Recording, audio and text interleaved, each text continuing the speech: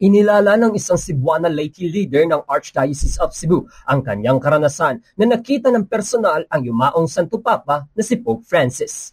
Ito ang inihayag ni Fe Barino, ang chairperson ng Commission of the Laity ng Archdiocese of Cebu sa eksklusibong panayam nito ng Bombo Radio Cebu News Team, kung saan isinaysay ni Barino ang dalawang pagkakataong nakita niya ng personal ang Santo Papa, una noong 2015 ng pagbisita nito sa Tacloban City, Leyte sa pag-alay ng misa sa mga biktima ng Bagyong Yolanda at ikalawa noong pumunta ito sa Vatican City sa Roma noong taong 2017. Ayon ni Barino, nasa mga panagtagpo na iyon ay nabago ang kanyang pananaw sa buhay, lalo na sa paglusad nito ng church-led initiative sa Cebu sa pagtulong sa mga biktima ng iligal na droga sa kasagsagan ng war on drugs sa nakaraang administrasyon. Hanggang ngayon ay patuloy ang kanyang nasimulang advokasya gamit mismo ang Commission of the Laity ng Archdiocese of Cebu.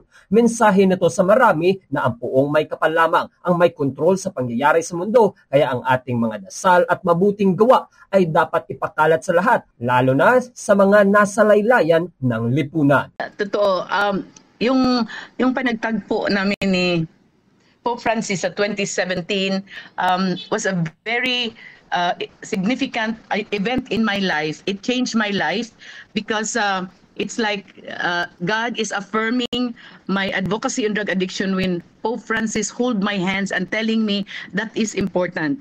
So it's like God is telling me that is your mission, go ahead and I will be with you. So that's why until now, this advocacy is still there. It's still present and very alive in my life. Mula rito sa lungsod at lalawigan ng Cebu, ako si Bombo Ken Apor para sa #1 and most trusted radio network in the country, Bombo Radio Philippines. Basta Radio, Bombo!